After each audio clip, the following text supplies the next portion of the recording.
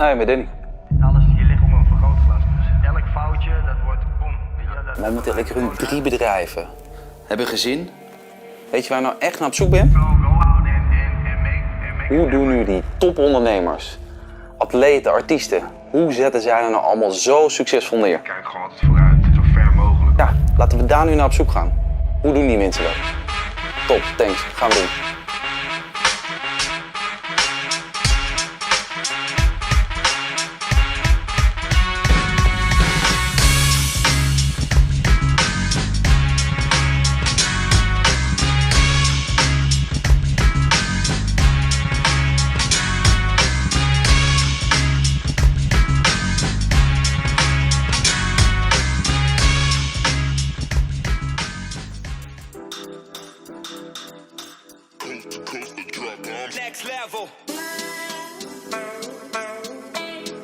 Vandaag zijn we in New York, onderweg naar Gary Vaynerchuk.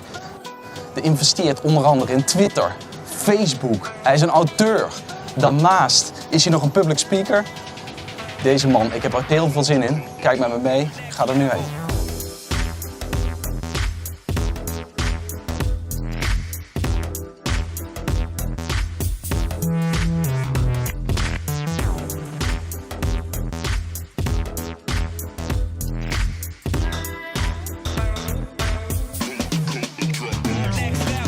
Gary, wow, good to be here, man. Great to be here. Yeah, what a place. Thank you, my friend. Not too bad. This is the head office, right? This is the head office. Yeah? Yes. Okay, but you are entrepreneur, Yes. investor, Yes. author, Yes. public speaker, Yes.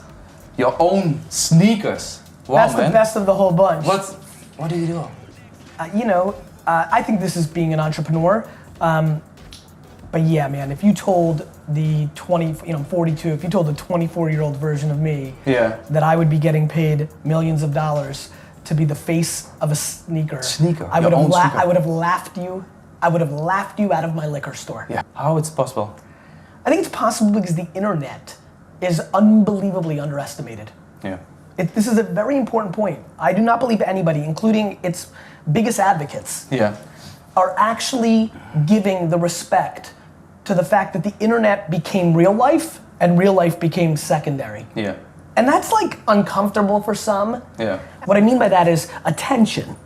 Attention is the absolute asset of the world. And what do you mean exactly with attention? Well, why does FIFA make an unbelievable amount of money during the World Cup? Because every 4 years, the entire world pays attention to something. Mm-hmm. And if somebody's wearing a sponsorship logo, if there's commercials during it, if there's events in 8 towns in Russia, there's money to be made. Without that attention, if nobody was watching, Cristiano Ronaldo would not make $100 million a year plus.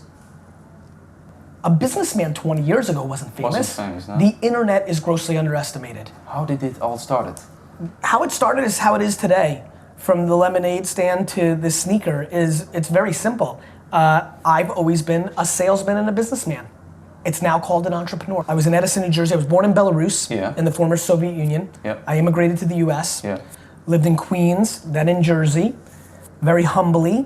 We grew up, poor, we didn't have any money, and then we became a middle-class family, upper middle class, but my parents spent money like we were still poor because they were immigrants. Lemonade and baseball cards were my 2 big passions. You sold that, right? When you were 30, 40 years old? When I was 13, 14 years old, this card, there's 4 of them. There's 4 of these cards here. This is Frank Thomas. He's a Hall of Fame baseball player. Yeah. And this is his 1990 rookie card in a set called Leaf, which was the hottest. Mm-hmm. This was like the card that represents the moment when I was most in it, 13, 14, 15 years old. You were a real hustler at that age? Yeah, I was a real hustler even before that, selling pencils and lollipops and lemonade and gambling and whatever the fuck it took. I was a hustler. And I was an entrepreneur and a business kid when that wasn't cool. In America, A is good, F is bad, and A, B, C, D, F. You can see here, I was a terrible student. Yeah. When in the 80s and 90s, going to school was the only way out. Yeah. When I was coming up, school. If you didn't go to Harvard or Cambridge, or you were finished. You were garbage. Yeah. So my whole life was told I was gonna lose because of that.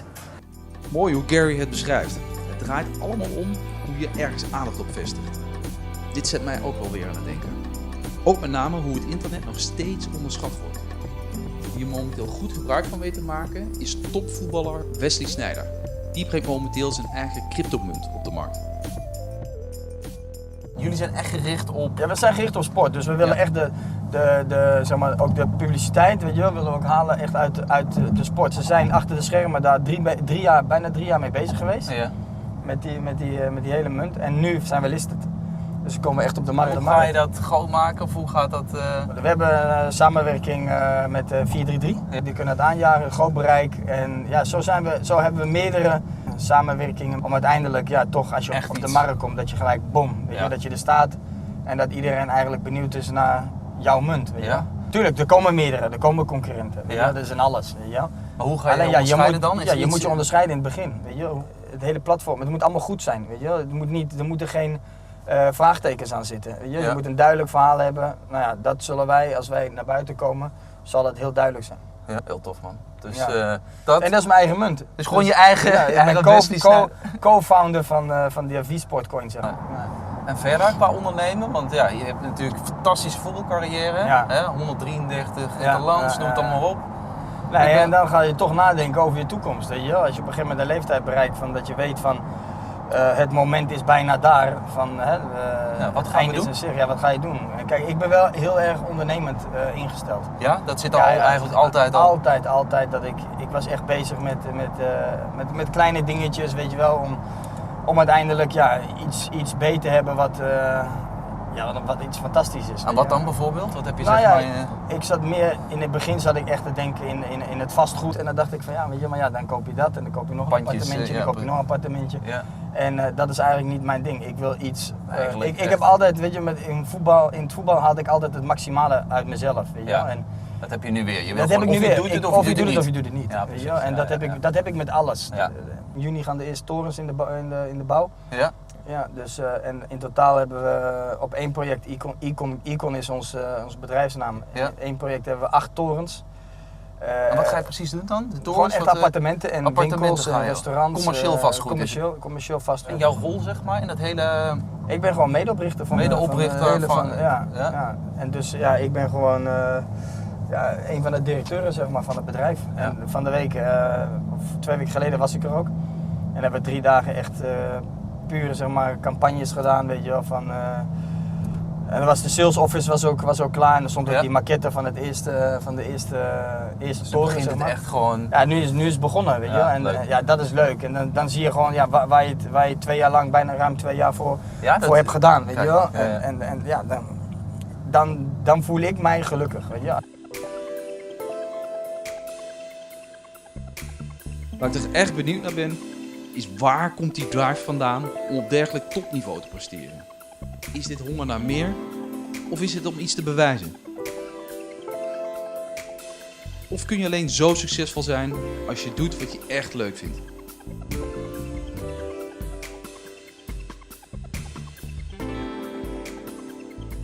You want to prove wrong to that? Yes, 100%. Yeah? 100%. You know, I think I'd be lying if I didn't tell you that one of the things that drives me, besides gratitude and guilt, no question do I want to stick it in the mouth, stick it right to the parents and teachers who slept on me, who didn't understand what I was about, who talked shit. Not I want to hurt their feelings or make fun of them, I just want them to say, I was wrong, I didn't see what he had. And do you feel that every day, that drive? Is that... Mm-hmm. When you get shit on from 5 to 15, and when you don't have a lot of stuff, and when the world's telling you you're losing, and when your parents do a good job and don't hand you everything, you fucking never lose that hunger. I'm hungrier right this second than I've ever been in my fucking life. Yeah. We're talking about the road to success. Okay. Yeah? Adversity is the road to success. When you're hungry, you have to hunt for food, right? Being a short male, adversity. Not being good looking, adversity. Being a bad student, adversity. Not having money, adversity. Tom Brady, who I hate. Why? Because I'm a huge Jets fan. Yeah. Tom Brady went on to become one of the best quarterbacks of all time, and he was the backup quarterback in college. Yeah. He went in the 6th round. That's adversity. Yeah, you must feel it. 100,000%. But that's one thing. It is the thing. Yeah? If you want to talk about success, success is predicated on effort and ambition. Where does that come from? It comes from adversity. 5 top rules for you from success, if you had to say. Self-awareness. Yeah. Number 1. If you don't know who you are, you're finished. I could wish to be somebody. It's a difficult thing for a lot of people. We all know a lot about ourselves that we never say out loud. I'll give you an example. I think I'm unbelievably selfless. The reason people like me is I do so much good, but it's because I'm selfish. And nobody wants to say they're selfish.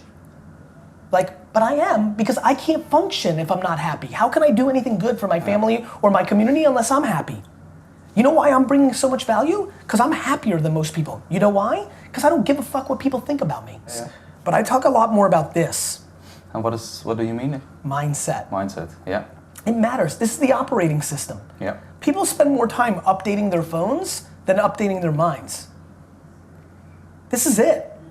Is your perspective right? Mm-hmm. Are you happy? Are you putting yourself in a position to succeed? Yeah. There's only one way you can be a workaholic. You love it. You have to. You have to focus on, do you like it? From 7 a.m. to 11 p.m. Do you love it? Yeah.